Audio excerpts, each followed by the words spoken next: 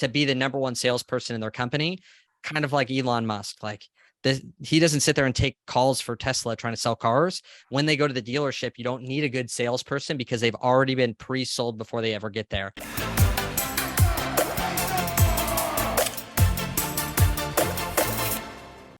Hey everyone, are you ready to get fired up? Because I sure am. Today I have got one of my former mastermind friends and colleagues, Nicholas Bayerle.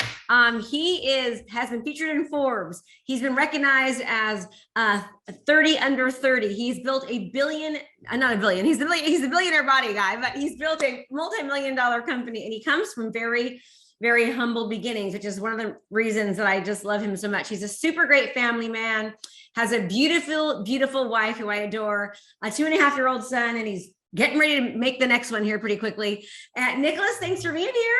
Yeah, I'm hardworking. I just told you I was hardworking at trying to make another baby with my wife. So no matter what I'm doing, I'm hardworking. But Krista, thank you for having me here. I was checking out the podcast. I think it's absolutely phenomenal. I was at one point, I'm sure we'll get into, 60 pounds heavier than I am now. So just imagine that if you're listening on audio, but if you see me on video, 60 pounds heavier, and no one had a podcast or YouTube channel or any of that stuff at the time. So I thought I couldn't change my situation. It wasn't until someone shared with me information that literally in one conversation shifted me on a different journey where I lost 60 pounds in 6 months. So I appreciate you for putting out valuable content so people know they can change their situation starting today, which is what I hope we can do, only if we stay to the end, obviously. So stick with me and let's have some fun.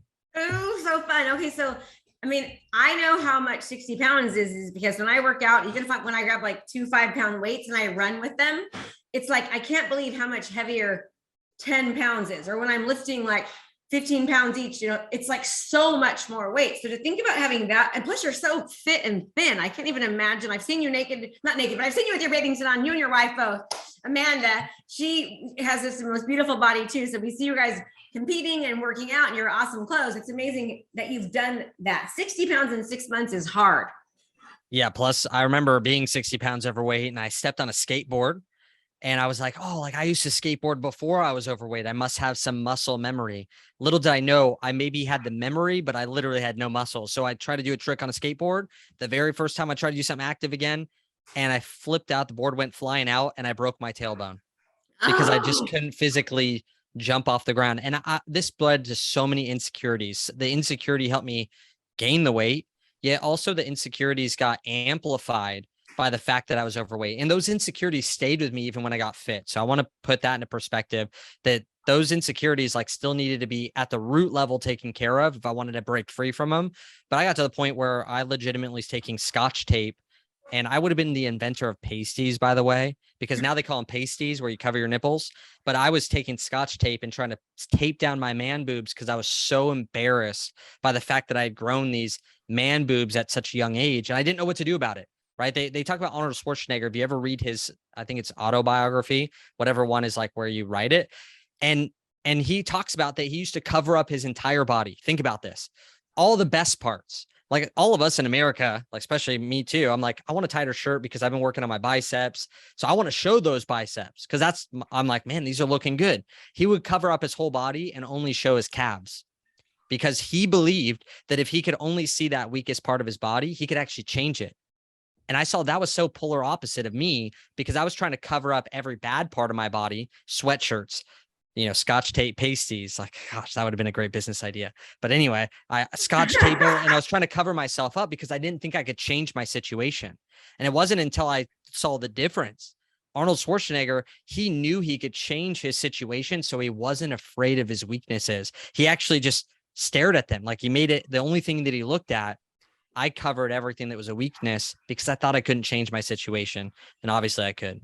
So talk to us a little bit about, and I want to hear about I know about their upbringing with your dad and how you're raised, pretty abusive, pretty hardcore. But I want to hear from you, like what you've been able to, we've gone through, we're in a recession right now. We've gone through the pandemic. I mean, we've been friends for about 4.5 years, where I met you in the inner circle, and we were kind of both growing our businesses together and kind of almost starting over at one point. Can you talk about, and I've seen you do like $1 million, events, and I've seen you just do so well. Can you talk to us a little bit about where you're at now? And then we're going to kind of work backwards on from where you are now to where you were and how you got where you are. Yeah. So I took all the weaknesses that I had. I talked about 60 pounds overweight. What I didn't talk about is I also never had a girlfriend all throughout high school years. And then all of a sudden I got married to my wife. I lost the weight and I still couldn't provide for my wife. I had never had a job, never gone to college, only graduated high school because I, you know, basically went summer school the entire time. I took all those weaknesses and I created a company called Billion Dollar Brotherhood. And that's been my focus since 2016, has been growing this brotherhood of like-minded businessmen that all have these same qualities of wanting to be healthy, wanting to have a great relationship and family life, while having that same commonality of running a business. So they have to have a pre-existing business. So right now I run a mastermind is my main core thing. That's what we call it, a brotherhood.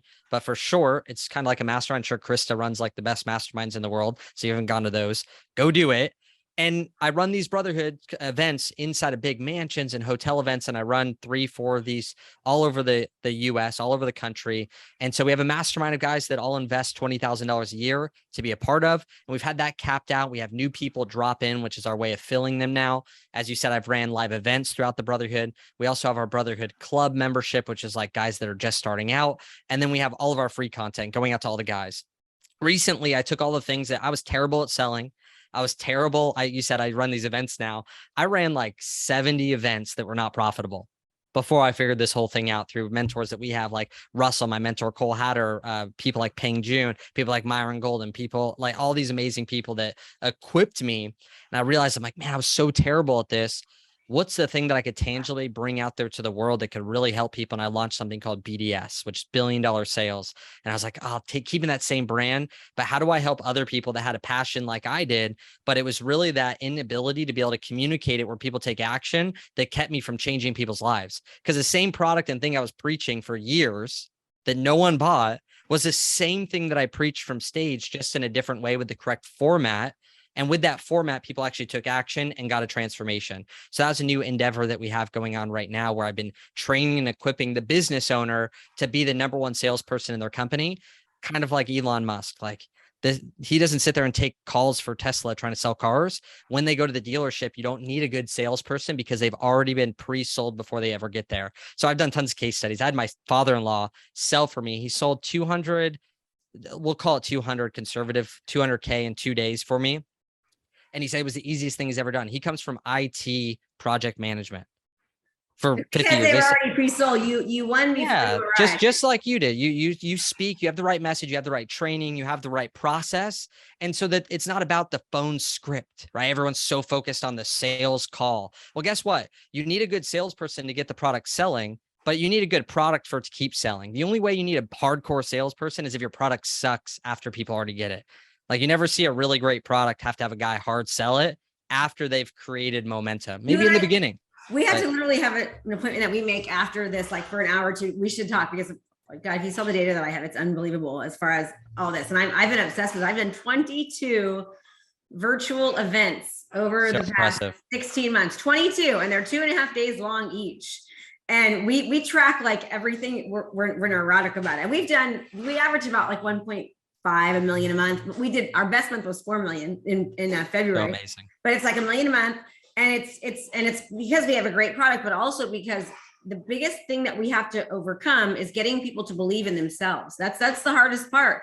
And the scary 100%. thing is that the belief goes away so quickly. Like from the time I make the offer to the time they actually, if I don't get them on the phone within 48 hours, by the time Friday comes, cancellations increase like crazy. And then conversions decrease because people are already have forgotten. They already have disbelief in themselves, which just shows how these things are ingrained in us that we can't do it. And so I want to get to that. Okay.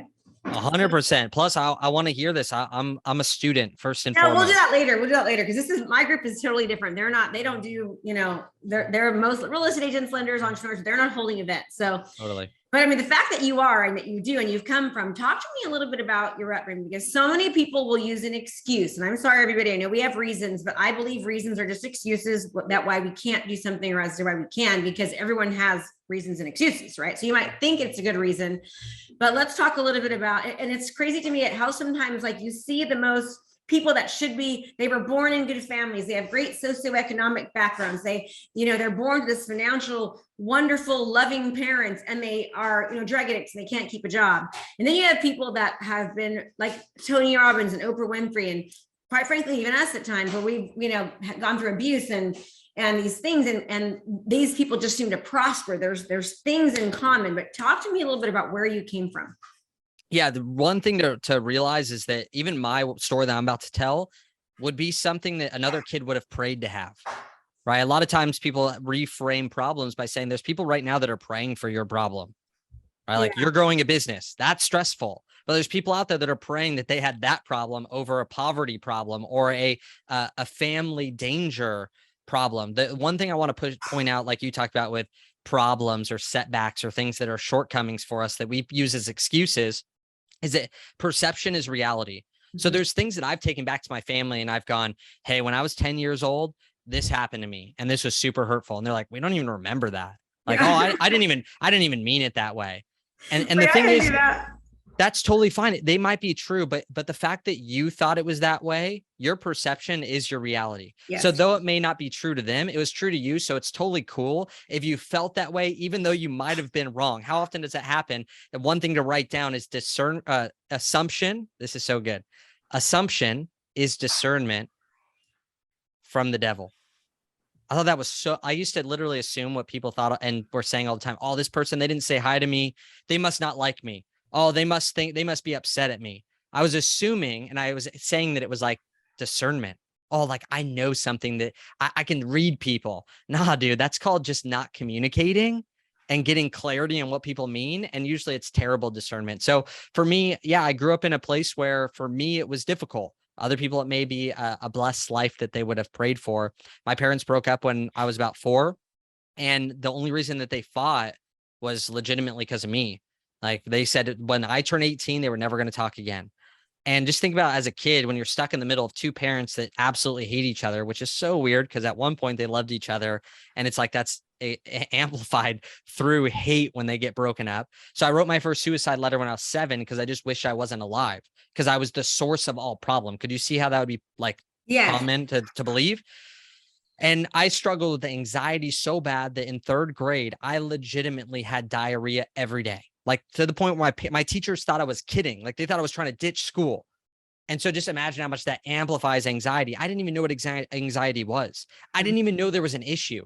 I logically had no clue why this was happening to me. But every day I went to school, get a massive stomach ache. And it was so embarrassing, amplifying anxiety while there was tons of problems inside of the home.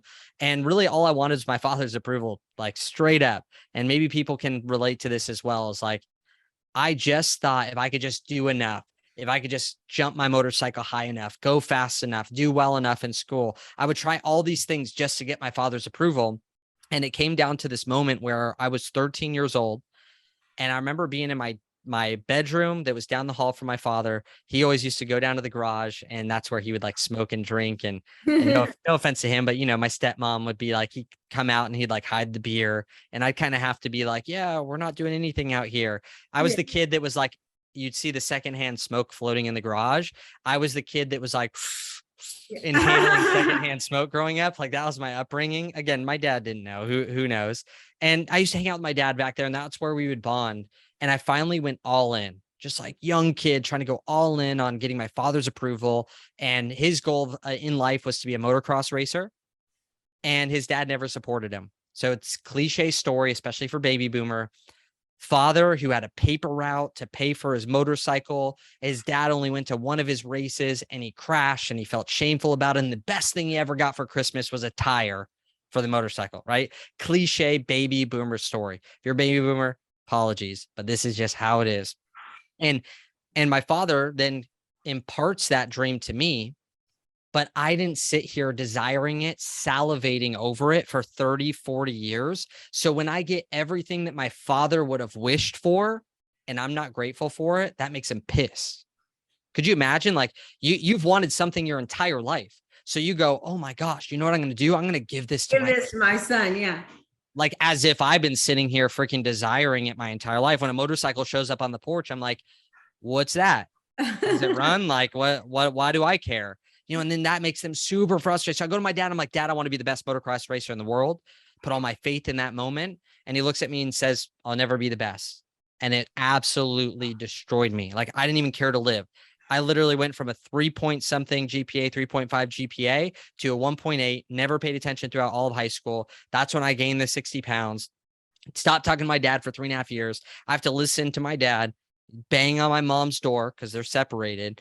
And I'd act like I wasn't home as my dad's sitting there screaming for hours, banging on the door. And I was so back asswards, straight up. Like I used to think my dad didn't believe in me from going to things like EMDR and therapy. Like, man, that was my reality. But my father used to push me so hard riding motocross, and I thought he didn't believe in me. But just think about this logically for a second, because each one of us have these limiting beliefs on our life that, just like you were talking about, Krista, there's people that literally come into your events. They need what you have. They want to grow their real estate business. They want to grow their mindset. They want to grow their income. They want to get to this financial independence. And they come in and they don't take advantage of the very thing that they have in front of them, but they go drop $5,000. They just don't do it. Yeah. They drop $5,000 on vacation. They do $1,000, $1,500 car payments while they sit there and they can't provide for the thing and get the education that they actually need. This self-sabotage. So I'm sitting there and I'm like, if I crashed on a motorcycle, this is like a physical sport. My dad would have to pay for the medical bills. So if he didn't believe in me, why would he push me so hard if the reward of pushing me hard was crashing? Like if I wasn't good, I would crash and he'd have to pay for it. And I had this epiphany that I was like, even if he's just selfish, he would have never pushed me in motocross unless he thought I could do it. Because why did he tell you you're never going to be good in be the best? So that's a really good question. I look back now and I've gone through this moment a lot. I mean, this used to make me cry. Even at 20 something years old, the first time I ever cried was when I told in front of my wife. The first time I ever cried was telling that story in front of a group of entrepreneurs, because I was telling them why I got fat, which was actually what built my business after, was that I didn't just share I was fat. I shared the emotions of what I went through that made me make the decisions that made me fat. And that's what people connected with. They connected with that story because they're like, I find myself in that story. But the reason he said it is because he was just like, Nicholas, it's unrealistic if you are only happy, son, if you're number one, because one day you might be number one and the next day someone may beat you. You will not be number one every single day. And I had this mindset that if you were not first, you're last. Like Ricky Bobby, Talladega Nights, I thought that was gospel. I thought second place, there's not even a reason. If you were to tell me, Nicholas, you could be as good as second place in motocross in your whole life when I was 12, 10 years old, I would have been like, why even do it then? So you ended up doing motocross and you ended up practicing and making it a part of your life, even though you didn't love it. You did it for your dad. Oh, I still loved it. Just I didn't sit there and desire it the same way that he did. So when I get a new motorcycle, because that's what he would do, everything that he wanted, I just didn't react the same way as him. And that was super frustrating, I believe, for him, because he would have acted differently. And I believe we all do that as parents. You know, we try to do something. My son's 2.5, so I haven't experienced this yet, but I'm sure there's things that I'm like, man, I would have wished, like even the food that he eats, like this kid's bulky, right? He's like getting shredded. He's eating grass-fed beef. He's eating liver, like in his shake, like we blended in all these different things. Your I'm son like, or you? My son. Oh my God, gross. Like it's like tablets, you know, you like put it in there and like open it up and put it in a shake, but he can't taste it, but he's getting all these nutrients. I'm like, man, I would have wished that my family did that for me. Like I was eating those little cereal bars. I was getting overweight. Like I didn't know what to do about my situation. And there's things that we wish we would have had when we were kids, but we can't expect our kids to react the way that we would have reacted because we've salivated. Again, like, how do you create desire? You think of something, you dream of something enough that you visualize it where it becomes a reality. The same way that if you take a lemon right now, a figurative lemon, and you act like you're, well, since Krista said she's seen me naked, act like you're making love to this lemon. You're like eating the lemon. If you think about it long enough, you will salivate. Do you have a lemon? Absolutely not. But your brain doesn't know the difference. So when you dream of something in your mind, you can actually experience something where you can tie an emotion to it. Think and Grow Rich would say it is something like a goal that hasn't been emotionalized is just a wish. Like you just, oh, I want to have that car and that house or live that lifestyle. If you never think about it long enough to emotionalize it and feel it, then it's just a wish. But if you can feel it, it almost becomes like a memory.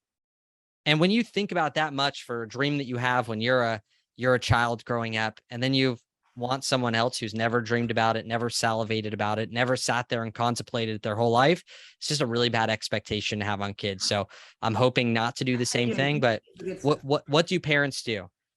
Parents consistently do one of two things. They parent the same way that their parents did. Even if they try to do the opposite, whatever you focus on, you gravitate towards. So if you try to be just the Yeah. opposite of a bad person, you're going to be the bad person because all you're focused on is the bad person. Or they do the exact opposite of what their parents did in every way. They didn't give me clothes. I'm going to buy my kids clothes. They It's made so me funny. work. I I'm found not that going to like my kids. I wonder why some of my kids aren't as appreciative enough. And it's because I didn't have all these things growing up and they're so used to getting it all and having it all that I'm like, oh, they're not appreciative. They're not working hard enough. They're not because they feel different about it because it's just expected and it's been it, you know? So 1,000,000%. it's true. And I have to tell myself it's my fault that they're like this because I've created these little monsters, you know, that in a good way, but I've created it for them. Totally. And I don't know the answer to that. So Yeah. I've seen, again, like I've seen Be careful people, now that your son is so young. Don't give him everything because make him work it for it, man. The more harder you work for things, the better you'll be. if I give one shout out to someone that I actually think is doing this really well, there's a guy named Brian Deegan from the motocross world. There's never been someone in the sport of athletics of motocross that's grown up in a prosperous family that's done well. Really? It's been a sport that unless your family leverages their house, sells it all, and goes on the road for the child and puts that immense pressure, unless they do that, if they just have all the money, none of those kids make it. And what Brian Deegan has done is he's become a multi-millionaire, lives in California, has beautiful kids. His daughter is like races NASCAR. She started racing when she was like 17, woman NASCAR racer. And then his son right now has a pro deal for motocross, and you'll see them every single day. He could pay for people to take care of his huge property, his mansions. He has multiple homes, and his kids are out there scrubbing their bikes, cleaning up the yard, driving the tractors. And he's been able to have a prosperous environment and also teach the kids super disciplined, hard work. So I follow that guy specifically because I'm like, man, I don't know how you've done this. You've raised up these kids that are prospering without just taking everything away, right? It didn't make them like slum it and like kick them out of the house and not show them any love. In the Bible, it says that a child with a father without discipline, a father that does not discipline the child is like an orphan.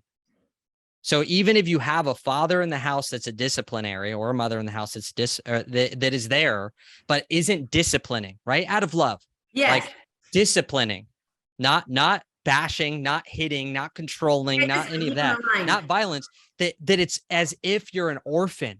Isn't that insane? It's as if you're an orphan if you have a mother and father that love you but don't discipline. And I've seen him do it correctly. There's also a guy named Seth Dahl that I brought into all of our men's events. Phenomenal, teaching the difference between discipline and punishment, because a lot of times it's hard to know the difference. What's the difference between discipline and punishment? Absolutely phenomenal. I've seen this guy live it out in his own life. It trips me out. It is so polar opposite to what I've ever been taught before. I have guys crying in my events saying my family will never be the same again. I will never parent the same again because of what you just taught me. Super impressive. And I would love to meet that guy. Maybe he'll come and do a little training for my people. I love that kind of thing. Oh yeah. And I think he could probably put that towards relationships, even all the little tidbits that you meet. I bet it'd go good to her. Because I know you. So tell us a little more about your men's groups. So you've got the mastermind events, 20,000 to be a part of your mastermind. How many events do you get to go to? So we do 3 a year, and that's because a lot of times I rent big mansions. So all the guys sleep in one house, which is a big differentiator than any other style mastermind. Because if you have a co-ed mastermind, you better not be having everyone stay at one house. You know what I'm saying? How many people come usually? 40. We have 40. Okay, so it's 40. Yep. So we have 40 guys that come to every single event.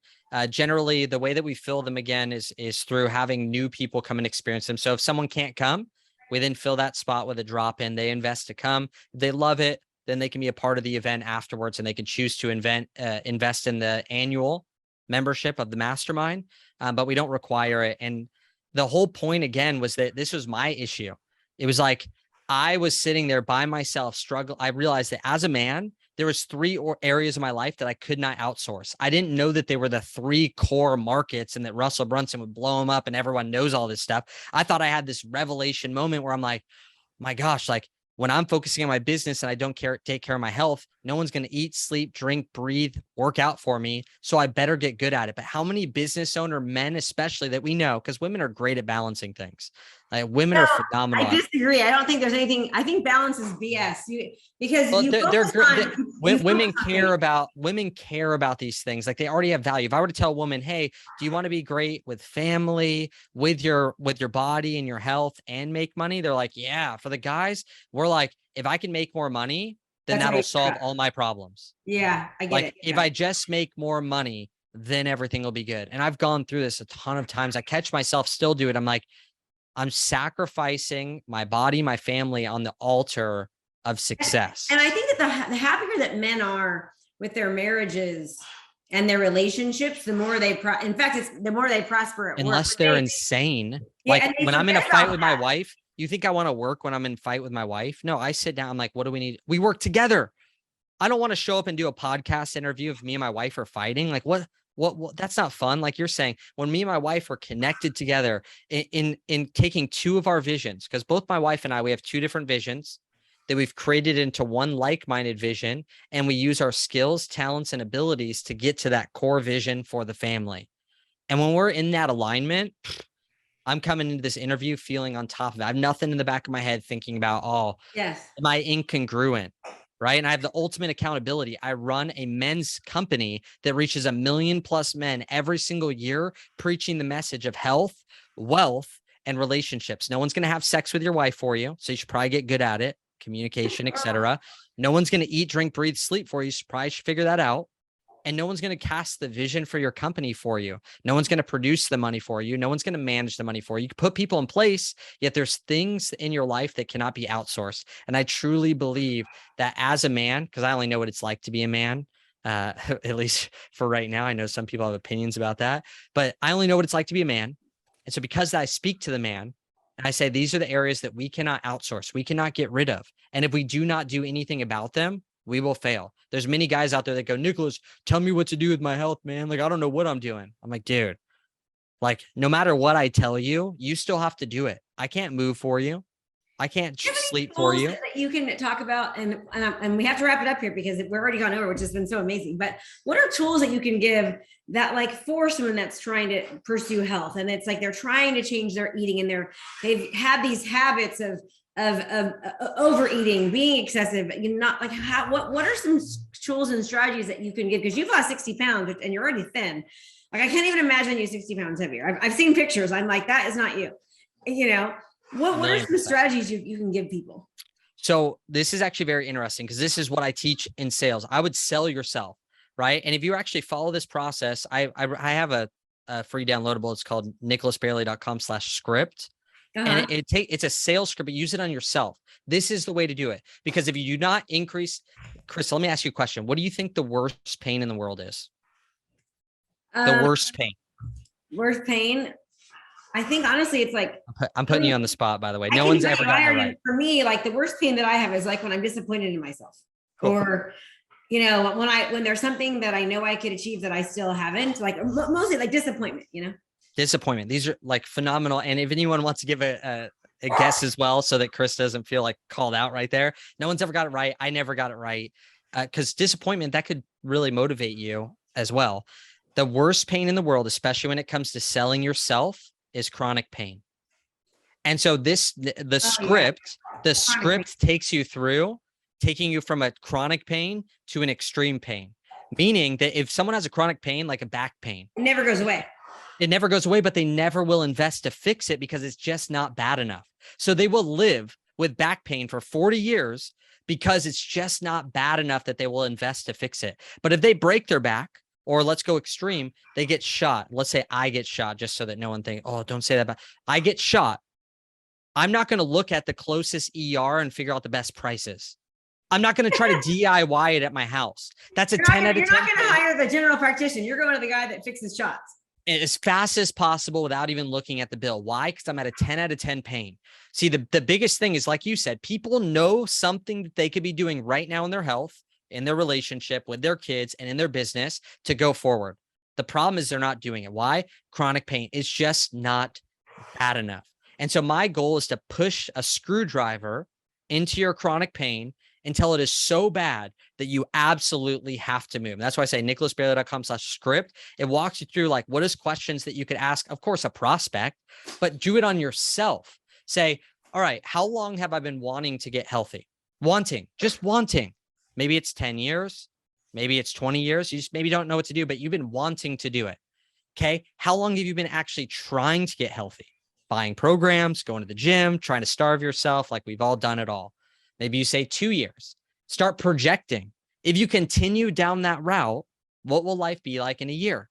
I do this for myself now. I skip the gym and I go, let me go back to the script.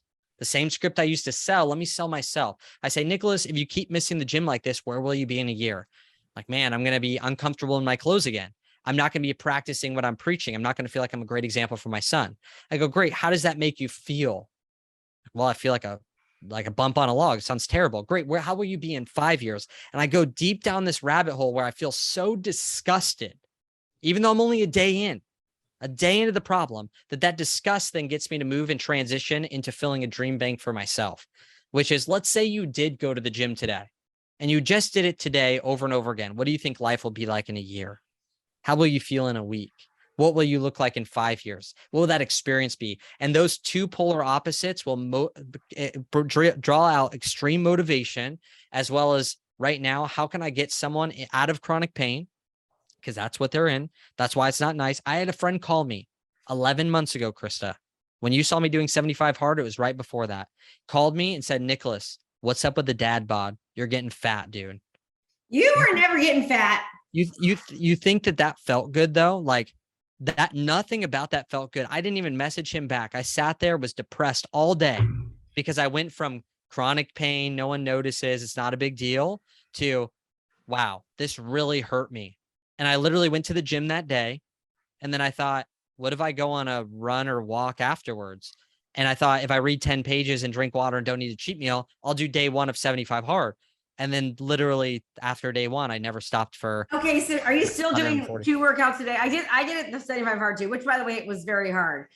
And it was That's why it's called 75 hard. Yeah. I know. But even like drinking the water, like I've almost started drinking a gallon of water today. It's not even good for me. They said something with my electrolytes. I'm not supposed to drink a gallon of water a day, but I totally crave it. But I'm totally getting off the point. But okay, so let me ask you a question. I love what you just did. Can I have permission from you to use that on my challenge with people? I'm going to walk them through that. Is that okay?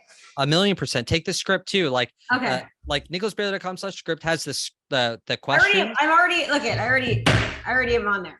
Cool. But also I put a video where I walk through each one of the questions. So it makes more sense. I do it in a sales format, but also that's the exact script that I use on myself.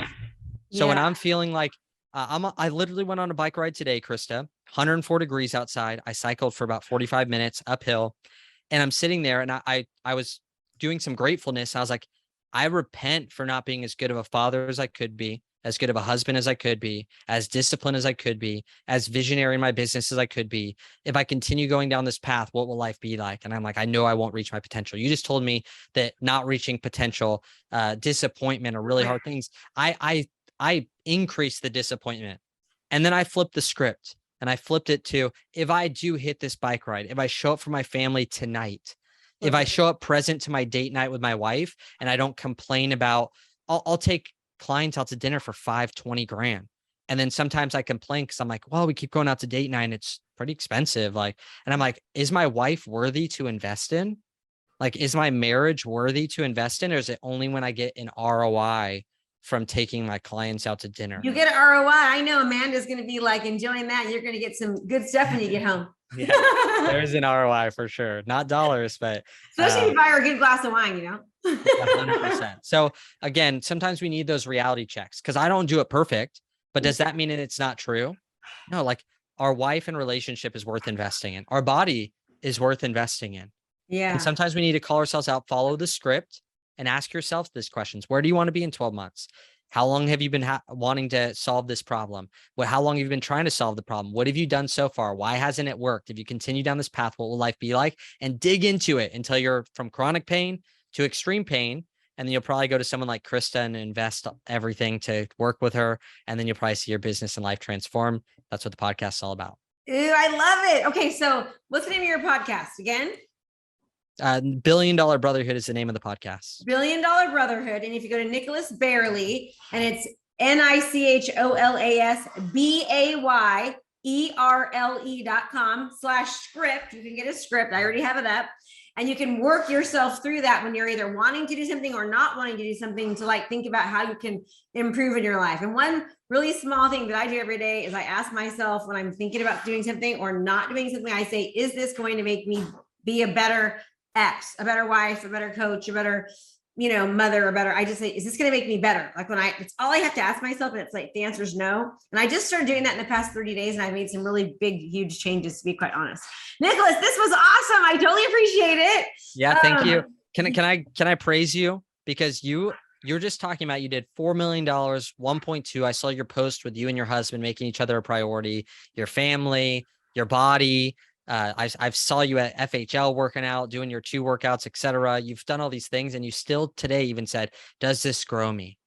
Does this cause me to be a better wife, mother, leader? Does this grow does it grow you? And I think that's super impressive. And if there's any takeaway anyone could have here, it's that Krista is still saying that even after she's accomplished everything she has.